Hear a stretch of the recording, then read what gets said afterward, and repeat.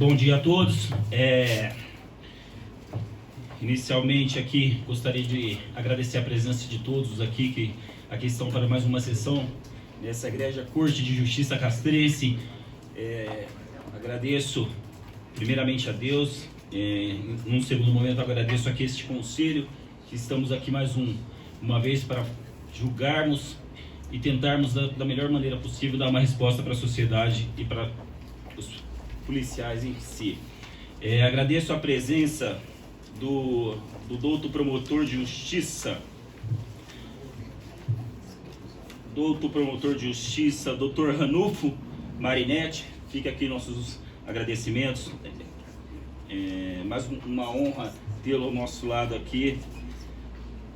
Agradeço também pela defesa a doutora doutora Alessandra Ferreira. Tenha um ótimo dia, doutora. Mais uma vez é uma honra tê-la conosco aqui. Agradeço mais uma vez ao conselho que aqui nos faz presente. Bom, trate-se, excelências, eu vou passar a leitura da denúncia. O doutor Ministério Público imputa aos policiais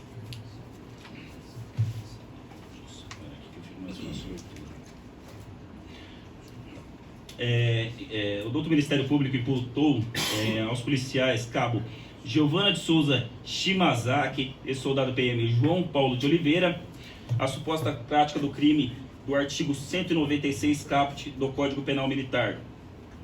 De acordo com a denúncia, segundo o doutor Parquet, os denunciados foram investigados nos autos também pelos crimes de embriaguez em serviço e dano, vez que em tese teriam ingerido bebida alcoólica quando estavam na adega Jundiadega, bem como o denunciado soldado PM João teria colidido com a viatura e uma caçamba, o que ensejou dano ao veículo oficial.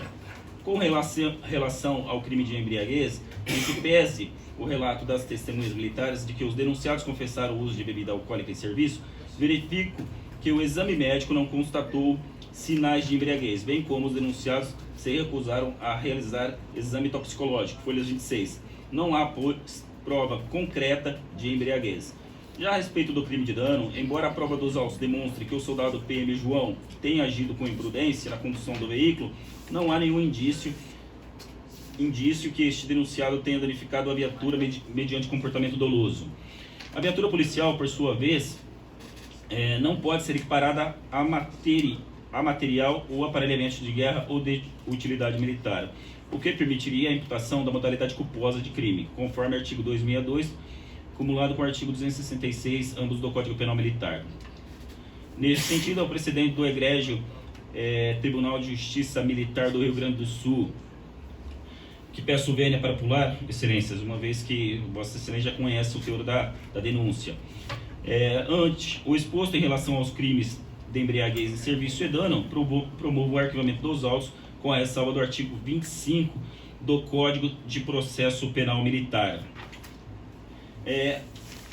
A denúncia foi recebida às folhas 187 verso, pois, nos seguintes termos, recebo a denúncia.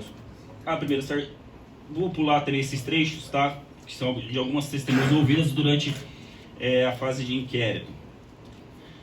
Destacando apenas alguns pontos aqui. Conforme a escala de serviço de folhas 38, os denunciados estavam escalados na viatura M17261, das 18h30 do dia 20 de 8 de 2020 às 6h30 do dia 21 de 8 de 2020 e deveriam cumprir o CPP de folhas 48, propriamente o patrulhamento em diversas ruas das 20 horas às 22 horas. Diante do exposto, há indícios suficientes de autoria e materialidade da prática do crime do artigo 196 caput do Código Penal Militar. Ademais, a justa causa para prosseguimento a justa causa para o exercício da ação penal, pois foram preenchidos os requisitos do artigo 130 do CPPM. Eis o que consta da denúncia e que constam da decisão que recebeu a denúncia. Durante a instrução processual foram ouvidas as testemunhas de acusação, de defesa e ao final houve o interrogatório do réu. Com a palavra, o ilustre promotor de justiça. Bom dia a todos. Bom dia. A viatura deve estar patrulhando. Simplesmente ignorar é uma afronta à hierarquia e à disciplina, às vistas desse Ministério Público. Então, peço aos senhores que analisem de forma bastante criteriosa a atitude desses dois policiais. E sejam justos, porque aqui estamos à procura da justiça. E o Ministério Público reitera a necessidade da condenação dos réus nos termos da denúncia. E assim seja feita a justiça, e assim sirva de exemplo a todos aqueles que queiram afrontar a disciplina e a hierarquia. Muito obrigado. Obrigado. Com a palavra a defesa.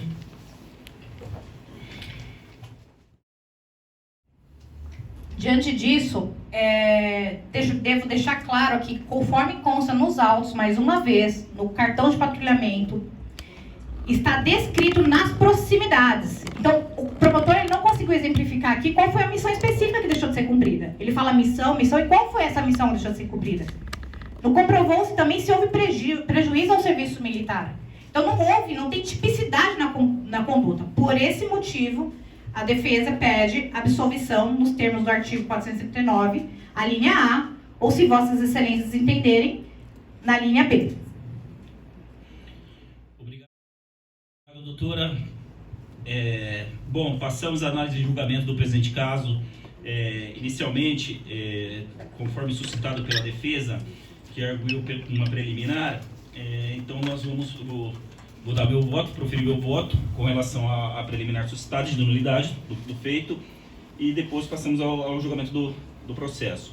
Com relação à nulidade suscitada pela doutora defesa, esse juiz indefere, uma vez que, conforme ata de sessão de folhas 2 e 2/4, quando da audiência realizada, as partes saíram devidamente intimadas e adiantaram que apresentariam suas alegações finais em plenário nesta oportunidade. Portanto, eu indefiro o pedido formulado pela defesa quanto à nulidade. Passo então o voto da preliminar à primeira capitã Ângela. Voto do juiz presidente e da capitã membro do conselho. Eu voto pela condenação e passo a expor os meus motivos. Pela análise dos autos e de todo o exposto, eu sou pela condenação dos acusados, nos termos da denúncia, pelo crime de descumprimento da missão, tendo em vista que este é um crime omissivo próprio, ou seja, independe do resultado para a caracterização dos fatos, certo?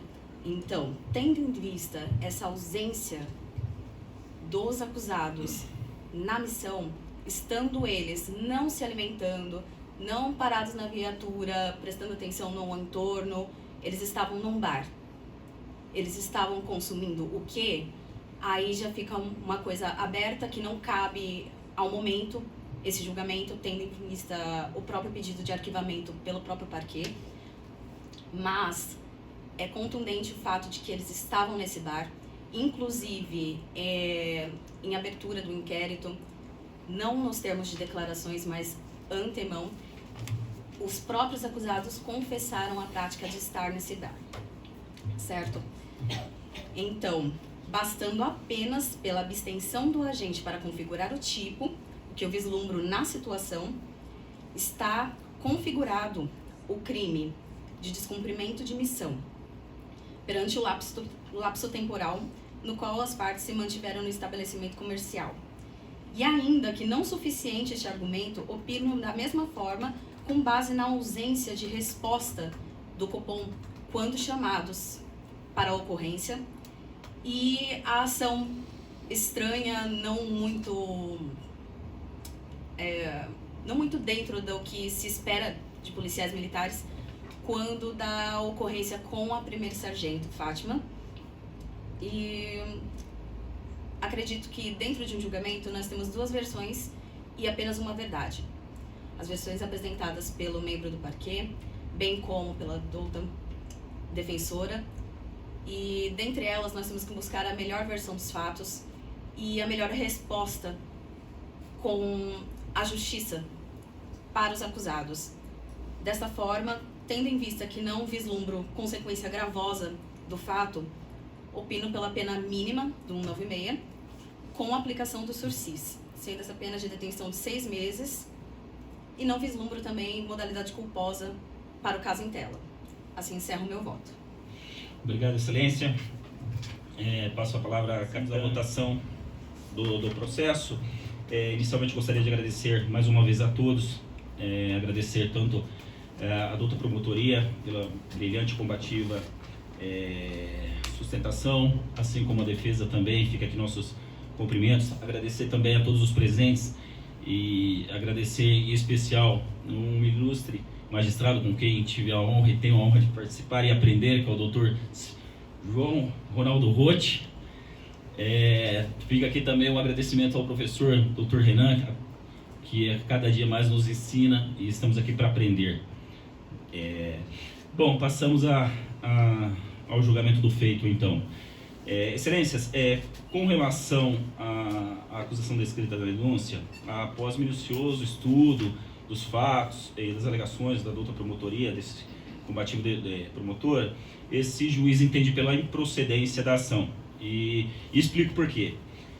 Como bem disse o douto promotor de justiça, há fortes indícios.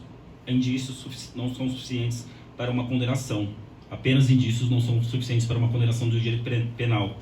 Estamos tratando aqui com uma liberdade de um ser humano, de um policial militar, e ao nosso ver, que pesa a gravidade dos fatos, não tenha dúvidas que os fatos são graves, sem restaram demonstrados que os fatos foram muito graves, mas destaco que o próprio Ministério Público, a acusação, o parquet, ele já tinha opinado com relação ao arquivamento do delito de embriaguez e também com relação ao delito de dano, seguindo, portanto, apenas com relação ao descumprimento de missão. Nesse interim, esse magistrado entende que a ação é improcedente, uma vez que, segundo consta dos autos, não foi deixado de cumprir o que foi determinado. Tá? O fato de estarem próximos ou terem ficados, que não há prova nos autos concretas, que conseguiu esse magistrado ter essa visão de que algum dano trouxe ao patrulhamento. Segundo bem apontado pela defesa, eles estavam próximos da localização do CPP. Trata-se, ao nosso ver aqui, de um CPP genérico, onde delimita uma área, mas não aponta exatamente quais são as missões a serem desempenhadas. Não houve prejuízo, estavam próximos ali. Também foi realizado o patrulhamento o patrulhamento já tinha sido realizado, o patrulhamento de preventivo. Quando acionados via Copom, se dirigiram ao local. Então, em que pese a gravidade dos fatos, esse magistrado entende que houve, no caso, houve sim uma transgressão disciplinar. E temos um precedente, inclusive, da Egrégia Terceira Auditoria dessa Casa Castrense, nos próprios autos de processo 000-407-96 de 2021,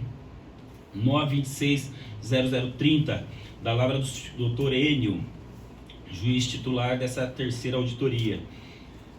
Neste caso, Excelências, esse magistrado entende que houve atipicidade, sim, da conduta, e meu voto é pela absolvição nos termos do artigo 439, a linha B do Código de Processo Penal Militar. É com meu voto.